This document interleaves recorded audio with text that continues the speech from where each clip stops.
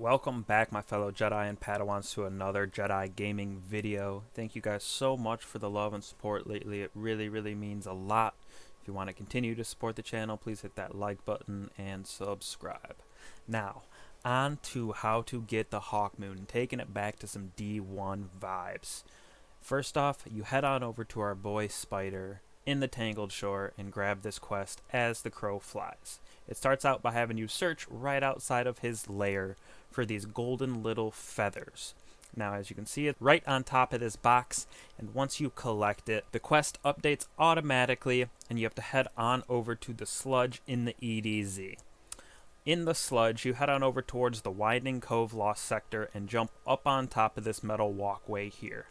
You collect your second golden feather, and the quest once again updates itself, where you have to go find your third feather. The third feather is located right in the steps as you load in. You jump over to the right up on top of this pillar, and as you can see, it's just hanging out up here. You collect it. The quest updates again, and you head on over to the Dreaming City, up towards the big pearly gates that are right at the entrance towards the Blind Well. Once you hop up here, it's in this little kind of cove or whatever you would call this, right next to the pillar. You collect it and head on over to your fifth and final golden one, which is a little farther down because it's on the moon through Archer's Line towards the Shrine of Oryx. So you head on down through this hive structure all the way to the end. Next to one of the ramps, you'll see the golden feather, and you collect your fifth and final one, where you head back to the crow. Once you head back to the crow, this completes the first part of the quest as the crow flies, and he will give you a new updated quest called Let Loose Thy Talons. And the first part is you'll have to complete this new mission, Cry from Beyond, on the EDZ. Once again, back on the sludge right next to the Winding Cove. You see these little golden birds around the mission, so make sure to watch out for them as you go. But you basically come into this lost sector in this new mission, wipe out Taken, follow the little golden bird around, and there's a little jumping puzzle in between, but if you just look where the golden bird is, you're able to find your path pretty quickly. As you wipe out Taken and continue on your path through this mission, you get towards the boss room. Once you reach this boss room, you just defeat these Taken. There's a couple yellow bars in there, and once you defeat it, the mission is over. And the quest automatically updates where you have to head right on back to the crow. You do this a couple times, so get ready to go back to the crow about 3 or 4 times. At the end of this mission, you're able to collect the effigy of the Hawkmoon, which is a broken part from the tower when the collapse happened. Once again, you return to the crow, but this time the crow asks you to create 50 power orbs. So the best way that I figured to do this was to go into the K1 Revelation Lost Sector on the moon with all of my weapons masterworked and my super. So I could just go through here, and on every multi-kill I was generating orbs from my weapons, and picking them up counted as extra as well. You need to create 50 of these, and throughout one complete go through of this lost sector, I completed it, and you don't have to worry about other people shooting your enemies. So once you finish your 50 orbs, you go back to the crow again, and he updates your quest. This time you head back to the EDZ on the Trosslands and head on over to this area to start a new little mission.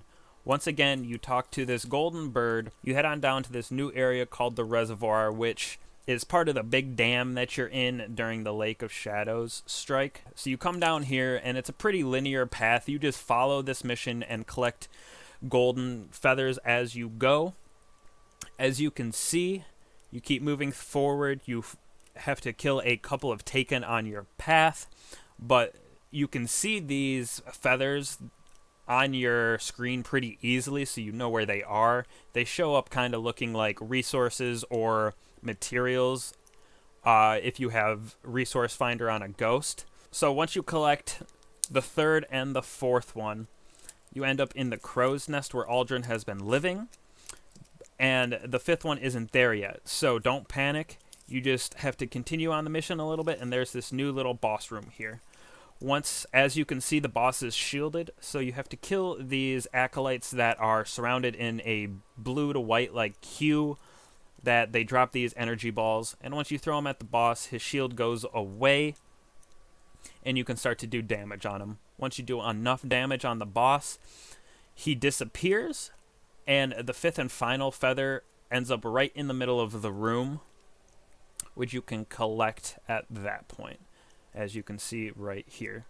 Once you collect that 5th feather from the mission, you head back to the crow once again, but for the last time, and he asks you to kill champions or guardians. Now, it's about 0.5%, so 0.5% per guardian, so you'll need a roughly 200 guardian kills, or you can come into lost sectors, the 1250 or the 1280, and farm through there. Each champion is about 3%, so I did the 1280 labyrinth here, and it took me about 5 clears to get it done, but I was able to get 18 to 20% in about 4 minutes. So this seemed like the fastest way to me, but this is definitely the longest part of the quest. Once you kill your final guardian or champion, the quest automatically updates, and you have to head on over back to the EDZ and complete a new version of the Cry from Beyond mission. The only difference is there's a couple different paths on the jumping puzzle you have to take, and the final room changes around a little bit, where it starts out by you killing a bunch of red bar enemies with shields that you have to kill, that you have to destroy the shields with the balls, and once you kill these red bar enemies, you actually get the Hawkmoon gun. Now, once you get the Hawkmoon gun, you can use it if you would like, but the next part of this quest is a boss, which is the same mechanic. You have to kill the acolytes with the blue around them to destroy the shield of the boss. Once you destroy the shield of the boss, you can kill him. Once you kill this captain down here, that's the end of the quest. That's the last step of the mission, and you have the Hawkmoon, and it is fully complete. The cool thing about this Hawkmoon is it has this perk right here, Transformative, and that means in the future we will be able to reacquire Hawkmoon with a random roll in that position, so killing wind, opening shot, whatever you can think of. So this gun will get better as we can get these random rolls for it. But that's it. Now you have your Hawkmoon. Hopefully you guys enjoyed. Hopefully this was quick and easy for you. Thank you guys again for watching, and I'll catch you in the next one.